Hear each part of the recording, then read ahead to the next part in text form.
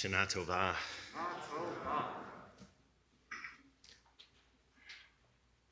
Each of us have core texts, core stories, the myths and the moments that stuck with us, that shaped our values and created the people that we are today.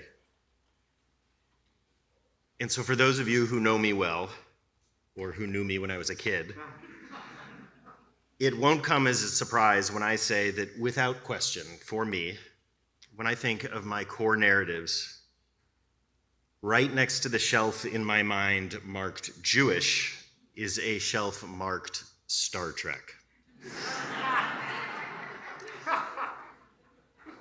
I was infatuated with The Next Generation when I was a kid. Its vision of a future where different sorts of people from radically different backgrounds come together to work for a common goal captured my imagination.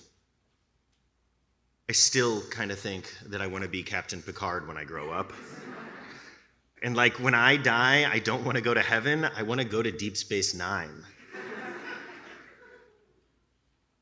Maimonides, the great Jewish rationalist philosopher from 1,000 years ago, he taught that the messianic image of a perfect world had to be just distant enough, that it was both unachievable and yet also close enough to feel like it could be done if only we all did our part.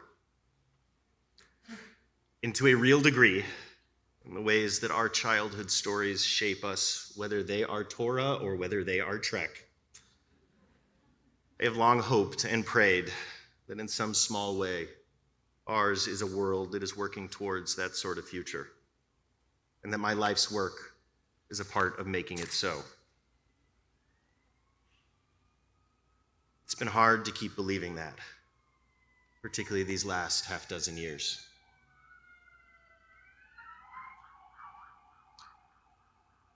I grew up with what I would describe as twin pillars of myth holding up who I was and how I understood myself as an American Jew. The exceptionalism of American democracy, particularly but not only for American Jews, and that peace and liberal values and two states for two peoples were coming soon to the land of Israel. I'm struck standing here today in 5783, how much it feels like both of these pillars have come crashing down. I remember the moment back in the summer of 2016 when I realized that I no longer believed that a two-state solution was possible. I'd just gotten back from a tour of Hebron and was looking out east from Jerusalem, seeing the line of settlements that had gone up, huge suburbs, cutting the West Bank in half. And all of a sudden I realized I just couldn't believe it anymore. Don't get me wrong, I don't have any ideas, certainly not any good ones, for what a solution to the Israeli-Palestinian conflict might look like. I just know that I no longer believe that two states for two peoples is possible. And the last 6 years since then have only reinforced that view, as the peace process has faded from view in Israeli politics. In a personal sense, I've found that letting go of my faith in the two-state solution has made me, I know this is odd, but it has made me feel freer, no longer bogged down by the effort to hold up an illusory house of cards, more focused on ways I can partner with Israelis who share our core values. I am not there yet with America. It still feels too raw, too personal. The grief over the magnitude of what we have lost and what we were so close to making possible. It still feels too omnipresent. For my generation of Americans, during our time on this planet, income inequality has flourished, all while economic mobility has flatlined. Our democracy has been subverted beyond recognition, with white, Christian, minority rule becoming ever more the political reality throughout our nation. My adulthood has been the story of minority rule presidents appointing minority rule justices who impose their minority rule on the rest of us. We've seen our state criminalize basic Jewishly mandated reproductive health care like abortions, all while sending a clear message to anyone with a uterus that you do not have full bodily autonomy when you step into Missouri. Karen and I ran an errand last week over in Illinois, and the moment we crossed over, the moment it chirped and said, "Welcome to Illinois," we both made a joke about feeling freer. It was much more of a wry smile when the GPS announced on the way back, "Welcome to Missouri." So what do we do? What do we do when it feels like our dreams and the generational projects that we and our ancestors have committed our lives to? What do we do when it feels like they are crumbling before us? Shabbat regulars know that I sometimes half-jokingly say that it's in these moments of seeming hopelessness that I take the most comfort in Jewish history. And so I'd like to share a story with you, one that's been passed down through generations of our people. It's a story told by the Ari, by Isaac Luria, half a millennia ago. A man who was raised by refugees, still reeling from having been ethnically cleansed from Portugal, from Spain, from Christendom. And it's a story that was first passed down to me by my rabbi, by Susan Talvey, herself a descendant of those same refugees from the Iberian Peninsula. It's a story that exists as art out on the corner of our building and on the corner of our bima.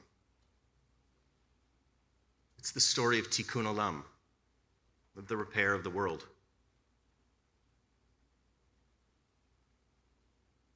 In the beginning, in the time before there was time, and in the space before there was space, there was only the oneness. But the oneness desired for there to be a multiplicity, and so it contracted itself, what the mystics of Tzfat called Tzimtzum, so that there was space for that which was not the oneness. And that contraction, that intensity burst forth into an explosion, a bang so immense that it created darkness and then light, space and time. But the cosmos was not complete.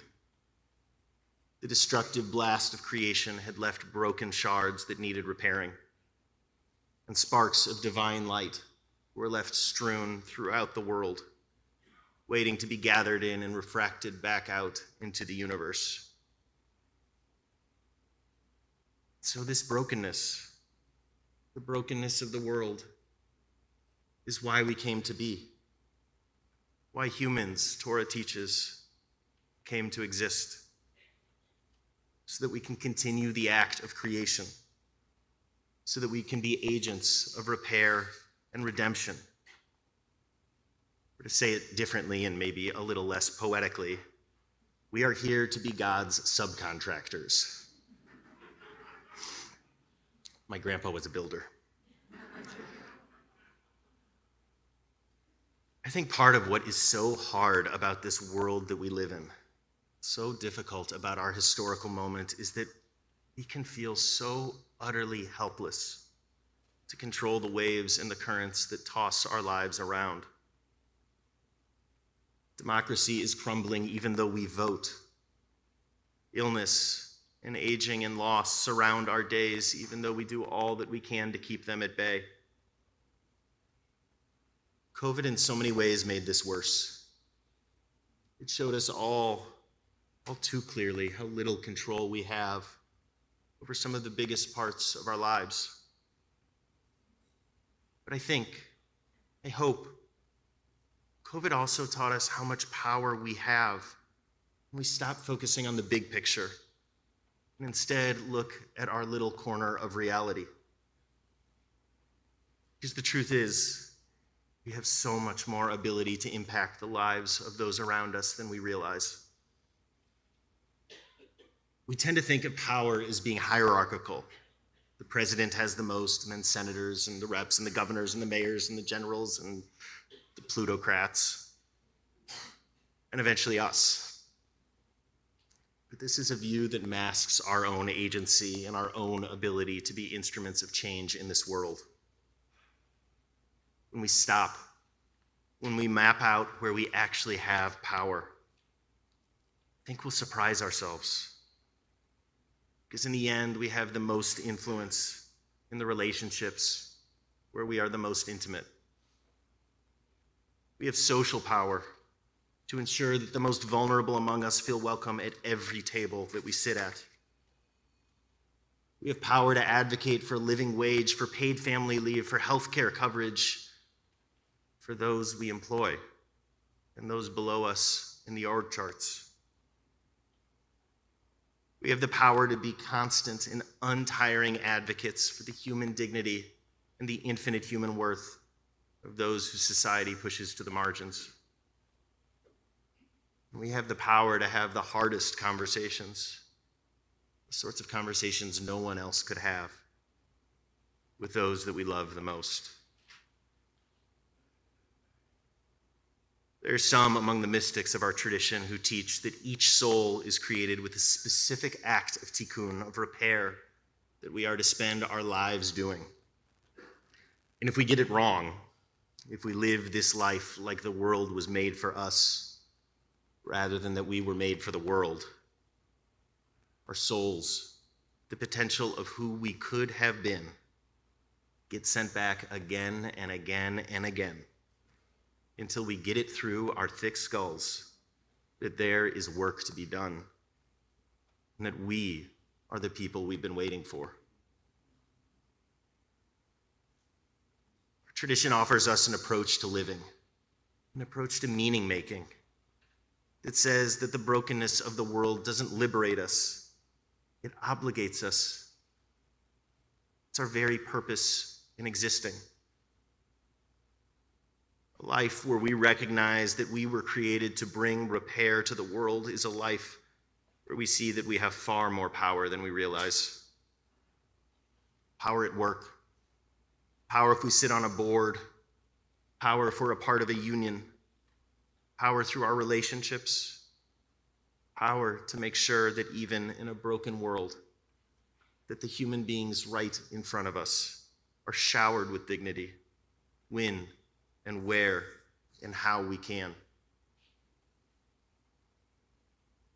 2,000 years ago, at a moment of destruction and upheaval much worse than our own, Rabbi Tarfon looked out at his world and saw his people decimated by generations of Roman occupation and destruction.